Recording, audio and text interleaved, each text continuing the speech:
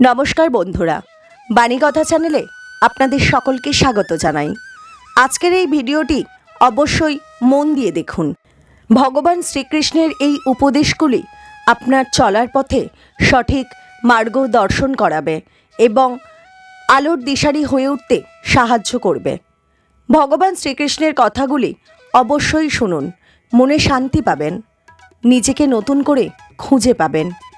এই ভিডিওতে শ্রীকৃষ্ণের বলা শ্রীমদ্ ভগবদ্ গীতাকে সংক্ষিপ্ত আকারে বলা হয়েছে। শ্রীকৃষ্ণের বলা এই উপদেশগুলি এতটাই মূল্যবান যে কেউ যদি জীবনে সঠিকভাবে এই উপদেশগুলি পালন করে তাহলে তার জীবন বদলে যাবে এবং সে এক সুন্দর, সুখী ও শান্তিপূর্ণ জীবন কাটাতে পারবে। ভিডিওটি শুরু করার আগে যারা এই চ্যানেলে নতুন তারা অবশ্যই চ্যানেলটি সাবস্ক্রাইব করুন আর বেল বাটনে প্রেস করে রাখুন আরও এই রকম নতুন নতুন ভিডিও পেতে। ভিডিওটি দেখে ভালো লাগলে একটি লাইক করবেন এবং সবাইকে শেয়ার করবেন যাতে তারা এই ভিডিওটি দেখে উপকৃত হয়, এবং কমেন্ট বক্সে জয় শ্রীকৃষ্ণ লিখতে ভুলবেন না। তাহলে আসুন শুরু করি। এই সংসারে বড়ই বিচিত্র এক শব্দ আছে, মূল্য। এর প্রয়োগ আমরা জীবনেও করে থাকি, আবার ব্যবসাতেও করে থাকি। একজন উদ্যোগপতি সবসময় বলেন, ব্যবসার মূল্য সবসময় উচ্চমান হওয়া উচিত, তাতে লাভ বেশি। অন্যদিকে আরেকজন ব্যক্তি যিনি পরোপকারী, যিনি ঈশ্বরের দর্শনের অভিলাষী, তিনি বলেন জীবনের মূল্য সব থেকে উচ্চমান হওয়া উচিত। অনেক সময় মানুষ কি করে থাকেন, ব্যবসার এই মূল্য তা উচ্চতার শিখরে পৌঁছানোর লোভে জীবনের মূল্য নামিয়ে ফেলেন। যেখানে এই সমগ্র সংসার প্রেমের দ্বারা চালিত হয়, প্রেমই হলো এই সংসারের আধার। এবার যদি আপনি প্রেম করতে শিখে যান তাহলে ব্যবসাতে নিশ্চিত রূপে লাভের সাথে সাথে কীর্তি এবং যশ লাভও করতে পারবেন। তা আমি নিশ্চিত রূপে বলতে পারি, কারণ ব্যবসাতে ওঠা নামা এসব চলতেই থাকে। জীবনকে আপনি যদি একবার উচ্চতায় নিয়ে যেতে পারেন তাহলে তা কখনোই নামবে না। আসুন আর আমার সাথে ভালোবেসে বলুন, রাধা রাধা। যা বাধা দেয় তা হলো অবরোধ, যা এগিয়ে নিয়ে যায় তা হলো বিকাশ, আর যা ভাগ করে দেয় তা হলো গুণ। আপনি সবাইকে আনন্দ দিন, তার বদলে আপনিও আনন্দ পাবেন।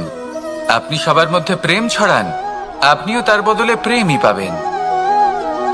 এই দেখুন না, মেঘেদের দেখুন।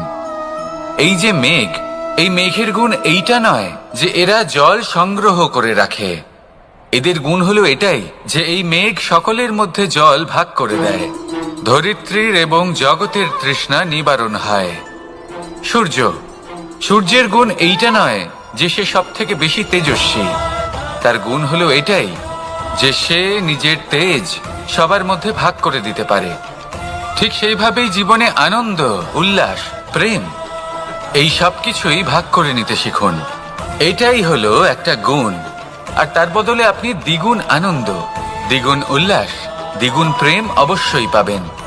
যদি আপনি এই সব কিছু নিজের কাছেই জমিয়ে রাখেন তাহলে আপনি নিজের বিকাশে নিজেই বাধা দেবেন।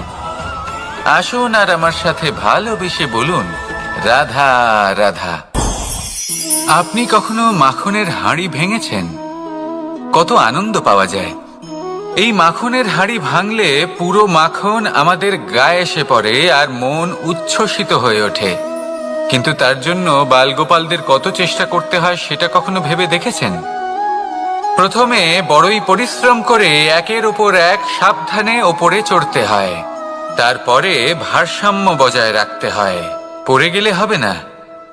তারপর এই হাতের দ্বারা সেই মাখনের হাঁড়ি ভাঙতে হয়, তখন মাখন পড়ে। এবার এরকমই কিছু আমাদের জীবনে আমাদের সাথেও হয়। এবার আপনি বলবেন যে মাখনের হাঁড়ি ভাঙার এই প্রক্রিয়া, তার সাথে জীবনের কি সম্পর্ক থাকতে পারে? আসলে আমাদের মনের মাঝেও একটা হাঁড়ি রয়েছে, অহংকারের হাঁড়ি। আর এই অহংকারের হাঁড়ি যখন ভেঙে যায় তখন প্রসন্ন হবার আনন্দ চতুর্দিকে ছড়িয়ে পড়ে।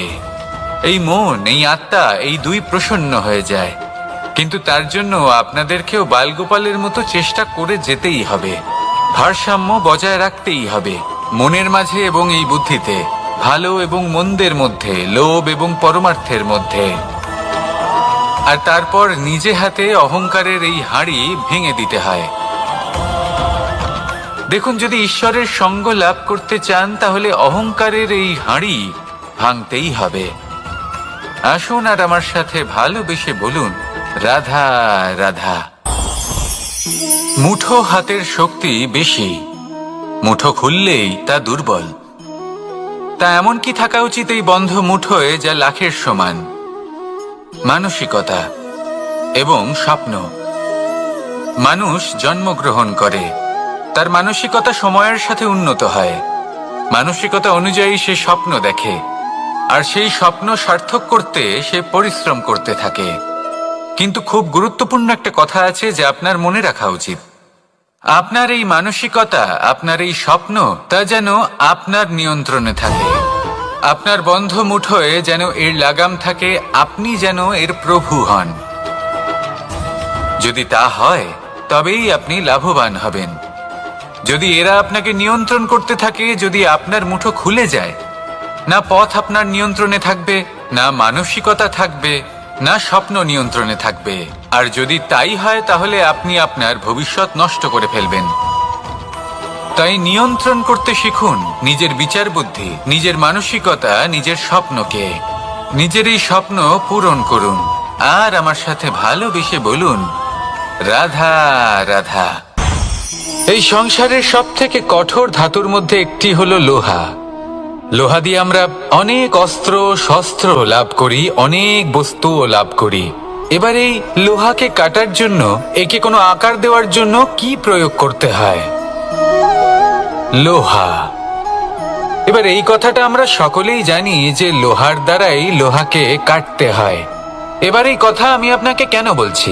এরপরে খুব বড় একটা প্রশ্ন আসে যা খুব বড় শিক্ষা দিয়ে যায়।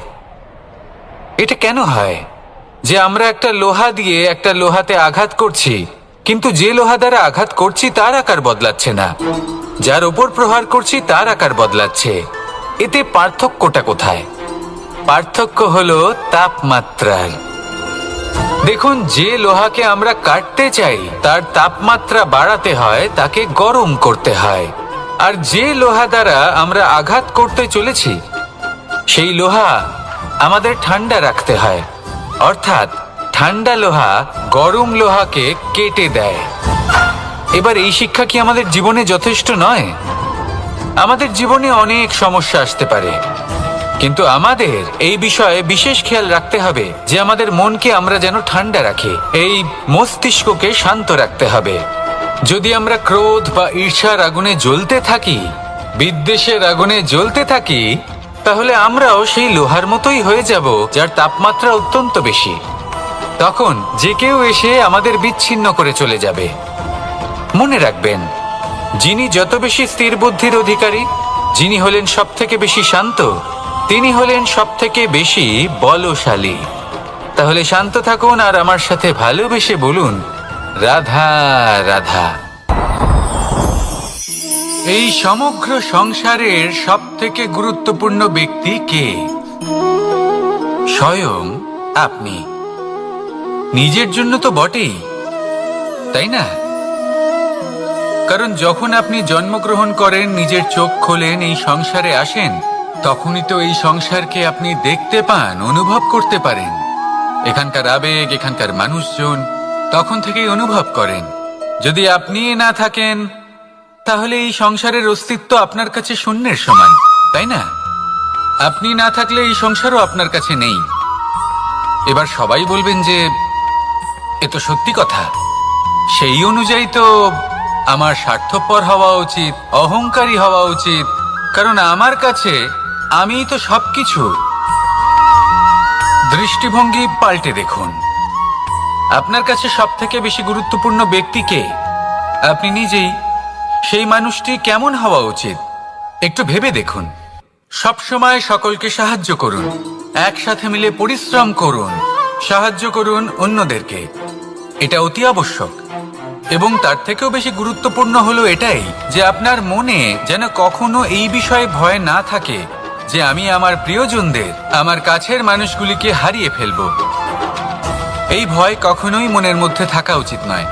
যদি ভয় থাকে তাহলে থাকুক এই বিষয়ে যে সকল মানুষ আমার জীবন থেকে, আমার থেকে দূরে চলে যাচ্ছেন, তাদের বাধা দিতে দিতে আমি যেন নিজেকেই না হারিয়ে ফেলি, নিজের অস্তিত্বকেই না হারিয়ে ফেলি, নিজের ব্যক্তিত্বকে, নিজের বিচারধারাকে, নিজের করুণার শক্তি না হারাই।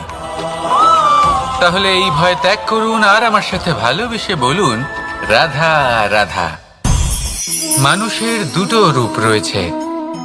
এক, আমাদের এই মুখ যা শুধুই চোখে দেখা যায়, আর দ্বিতীয় আমাদের এই মন যা শুধুমাত্র অন্তরাত্মা দ্বারা দেখা যায়।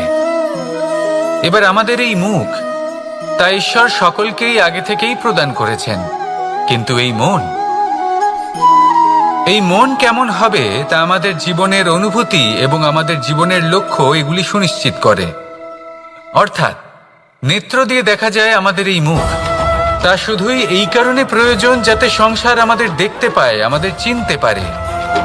কিন্তু যদি এই সংসারে আপনি প্রকৃত অর্থে মান সম্মান লাভ করতে চান, তাহলে নিজের অন্তরাত্মাকে আপনাকে বিকশিত করতেই হবে। দেখুন, কথায় আছে এই যে অসুর, তা শারীরিকভাবে উপস্থিত নয়, তা মনের মধ্যে থাকে। যদি এই মন থেকে অসুরকে বের করে দেওয়া যায়, তাহলে শরীরে তা উপস্থিত থাকবেই না। তাই মনকে শুদ্ধ করুন আর আমার সাথে ভালোবেসে বলুন, রাধা রাধা। প্রয়াস, পরিশ্রম, এই শব্দগুলি শুনতে হয়তো ছোট মনে হয়, কিন্তু এর মূল্য অনেকটাই অধিক। এবার প্রয়াসও কিন্তু দুই ধরনের হয়। একটা প্রয়াস তাই যা আমরা নিজের মন থেকে, অন্তর থেকে সমগ্র শক্তি দিয়ে করার চেষ্টা করি। এবারে এই প্রয়াস প্রচেষ্টার নামান্তর। কিছু প্রয়াস এমনও হয় যেমন দ্রুতক্রীড়া খেলা। মানুষ বলেন, আজ একটু প্রয়াস করি, একটু দ্রুতক্রীড়া খেলেই দেখি, যদি বিজয়ী হই তবে ভালো ব্যাপার, যদি না হই তবে আর কখনো খেলবো না। এটাও কিন্তু প্রয়াস, কিন্তু এই প্রয়াস পরিশ্রম নয়। পাণ্ডবদের দেখুন, ওনারা যখন পরিশ্রম করেছিলেন তখন খাণ্ডবপ্রস্থকেও ইন্দ্রপ্রস্থ বানিয়েছিলেন। দ্রুতক্রীড়া খেললেন, সেই মুহূর্তেই ইন্দ্রপ্রস্থ হারিয়ে ফেললেন। পরিশ্রম করলেন, সগৌরবের রাজা হলেন। দ্রুতক্রীড়া খেললেন, তখন এক মুহূর্তে রাজা থেকে নিঃস্ব হয়ে গেলেন। সারমর্ম এটাই যে দ্রুতক্রীড়া কখনো কখনো আপনার মিত্র হতে পারে, কখনো সে আপনাকে বিজয়ী করতে পারে, কিন্তু প্রয়াস এবং পরিশ্রম যখন একসাথে মিলিত হয় তখন তা সর্বদাই আপনার সাথে থাকে। প্রয়াস করতে থাকুন, পরিশ্রম করতে থাকুন, আর আমার সাথে ভালোবেসে বলুন, রাধা রাধা। এই সংসারের সব থেকে বড় সুখ কি? কেউ বলবেন নিজের লক্ষ্য প্রাপ্ত করা, কেউ বলবেন ধন উপার্জন করা, কেউ বলবেন নিদ্রাই সব থেকে বড় সুখ, কেউ বলবেন রাজ্য লাভ করা, আবার কেউ বলবেন মাতার হাত থেকে খাবার খাওয়া, আদি ইত্যাদি। কিন্তু যদি সত্যি কথা বলি, এই সংসারের সব থেকে বড় সুখ হলো সেবা করা। কখনো কাউকে সেবা করে দেখুন। এই সেবা দ্বারা অন্য কোনো মানুষের আশীর্বাদ লাভ করাতেই সুখ রয়েছে। আপনার সেবা ভাব দ্বারা যখন কোনো মানুষ নিজের অন্তরাত্মা থেকে আপনাকে আশীর্বাদ করে, তার থেকে বড় সুখ আর কিছুই নেই। কারণ প্রত্যেক মানুষের মধ্যে ঈশ্বর বাস করেন। নরের সেবাই হলো নারায়ণের সেবা। নিষ্কাম সেবা করাই হলো সব থেকে বড় সুখ। তাই নিজের অন্তরে সেবার এই ভাব জাগ্রত করুন। যে সুখের কথা আমি বলছি, সেই সুখ অনুভব করেই দেখুন। এই মন সুপ্রসন্ন হয়ে বলবে, রাধা রাধা। মানুষের এই জীবন, মানুষ জন্ম নেয়, একটা নির্দিষ্ট সময়ের পরে এই সংসার ত্যাগ করে চলেও যায়। এবার শুধু এটাই আবশ্যক নয় যে এই জীবনকালকে আপনি যাপন করবেন, শুধু এটাই গুরুত্বপূর্ণ নয়। আবশ্যক এবং গুরুত্বপূর্ণ হলো এটা যে এই জীবনকালে আপনি এমন কিছু করেন যাতে এই সংসারের মঙ্গল হয়, যাতে এই সংসার আপনাকে মনে রাখে, আপনার থেকে প্রেরিত হয়, আপনার মতো হতে চায়, প্রত্যেক বছর আপনার জন্মতিথির অপেক্ষা করে, এমনভাবে আপনার জন্মদিন পালন করে যাতে সেটা মহোৎসবের আকার ধারণ করে।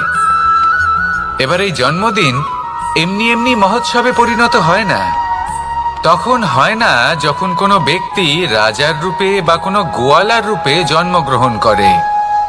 তখন পরিণত হয় যখন একজন মানুষ জন্মগ্রহণের পরে এই সংসারকে কোনো শিক্ষা দিয়ে যান। কিভাবে একজন মানুষ গোয়ালা থেকে রাজা হতে পারে, কিভাবে একজন মানুষ অসত্য থেকে সত্যের পথে চলতে শুরু করেন, অধর্ম থেকে ধর্মের পথে চালিত হতে পারেন, কিভাবে অন্ধকার থেকে প্রকাশের দিকে যেতে পারেন, কিভাবে নিজের আত্মাকে পরমাত্মার সাথে মিলিত করতে পারেন। তা সে রামনবমী হোক বা জন্মাষ্টমী হোক, তাদের জীবনের সাথে জড়িত প্রত্যেক মুহূর্ত একটা পরবের আকার ধারণ করে। তাহলে আপনিও এইভাবে নিজের জীবন যাপন করতে থাকুন।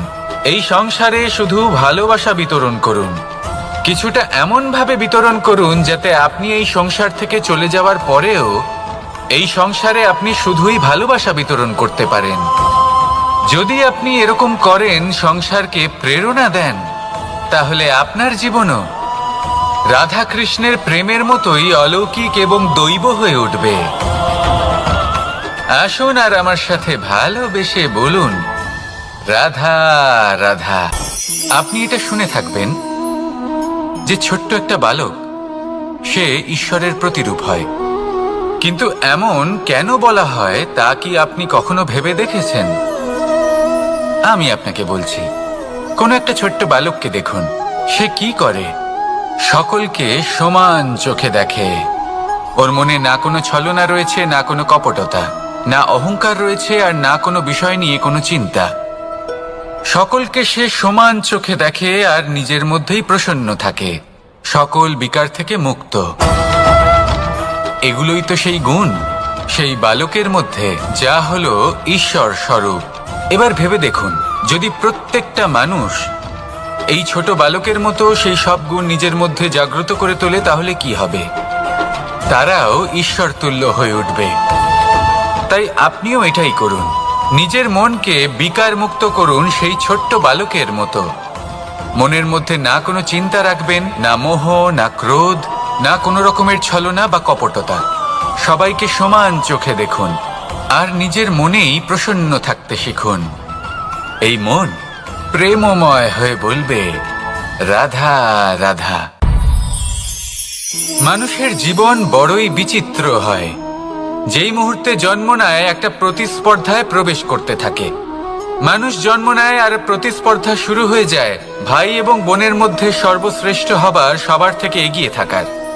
তারপরে সে যায় গুরুকুলে, নিজের বন্ধুদের মধ্যে সর্বশ্রেষ্ঠ হওয়ার প্রতিস্পর্ধা শুরু হয়। এবার সেখান থেকে বাইরে বেরিয়ে সংসার জীবনে প্রবেশ করে ধন উপার্জনের প্রতিস্পর্ধা শুরু হয়। তা সে যুদ্ধই হোক বা কলা হোক, এই প্রতিস্পর্ধা কখনোই আমাদের পিছু ছাড়ে না। তাই যদি প্রতিস্পর্ধা করতেই হয়, তাহলে আমরা মানুষকে সাহায্য করার প্রতিস্পর্ধা কেন করব না? এমন এক প্রতিস্পর্ধা যাতে যে কেউ জিতুক বা যে কেউ হারুক না কেন, লাভ সকলের হবে। সকলের মধ্যে প্রেম বিতরণ করতে থাকুন, এইভাবেই আনন্দ বিতরণ করতে থাকুন, আর আমার সাথে ভালোবেসে বলুন, রাধা রাধা। দু রকমের প্রাকৃতিক বেগ থাকে। প্রথম হলো বর্ষা। যখন এর বর্ষণ হয় তখন মাটিকে শীতল করে নতুন ফসল ফলায়। আর দ্বিতীয় হয় পবন, যা আমাদের সর্বদা শ্বাসবায়ু প্রদান করে। অশান্ত এই মনকে শান্তি প্রদান করে, এই ক্লান্ত শরীরে স্ফূর্তি প্রদান করে।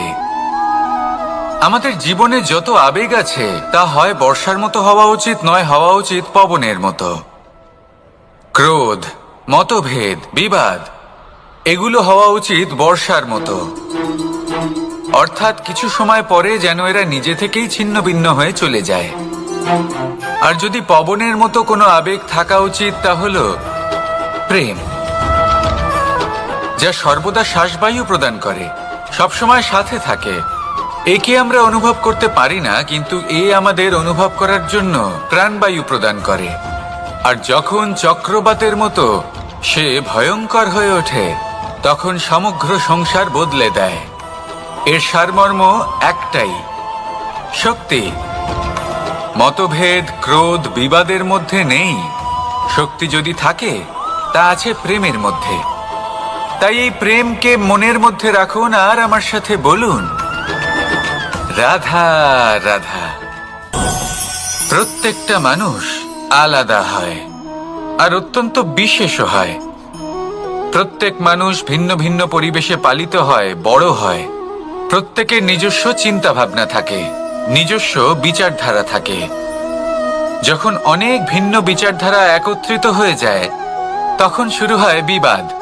এবার এই বিবাদের সময় আপনি দেখবেন, দুই ব্যক্তি যাদের মধ্যে এই বিবাদ হচ্ছে, সবসময় এটা প্রমাণ করতে চান যে তার সামনের ব্যক্তি এবং তার ভাবনা, তার বিচারধারা বা তার বক্তব্য হলো অনুচিত।